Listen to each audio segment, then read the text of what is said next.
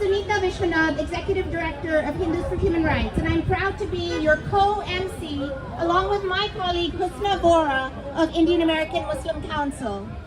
Hindus for Human Rights is a progressive Hindu advocacy organization which stands against all forms of discrimination, including caste.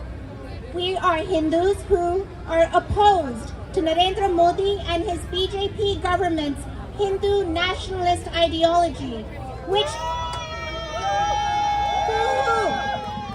divides us along fault lines of hate and aspires to India being a Hindu supremacist state. By working in close coalition and fierce solidarity with organizations like Indian American Muslim Council and so many other Muslim, Christian, Sikh, Dalit, and secular organizations, we are the gorgeous resistance. Hindus for Human Rights was formed after Modi's second election in 2019. We were formed just in time to join the protest of Howdy Modi in Houston, Texas, where Modi and Trump hugged and endorsed each other. And sadly, 52,000 of my fellow Hindu Americans partook in the hate fest. My sign that's somewhere says "Real Hindus don't lynch." That sign was with me at the Howdy Modi protest, and it has protested with me every time since Modi has come to the US since 2019.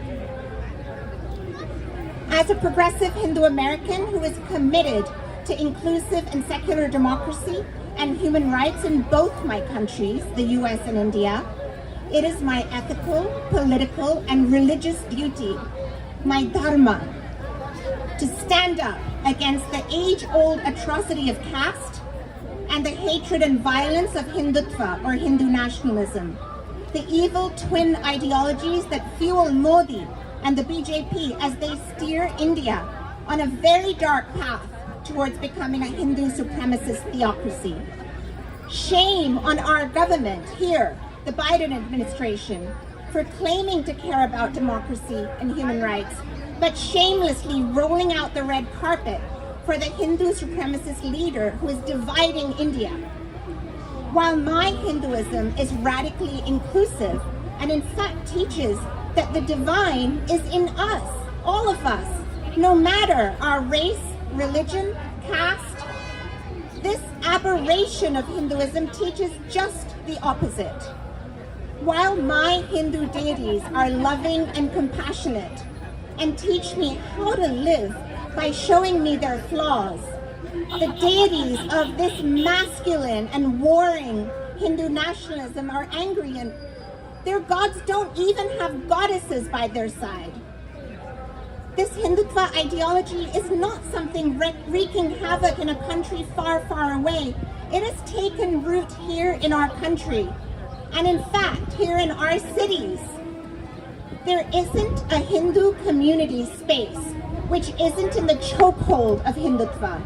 And right now, Hindutva is in our White House.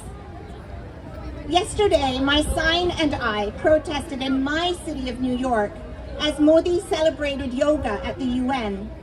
The true meaning of yoga is oneness, union of all aspects of the universe, and the humility of the self before that oneness of all. Everything that Modi stands for flies in the face of the true meaning of yoga.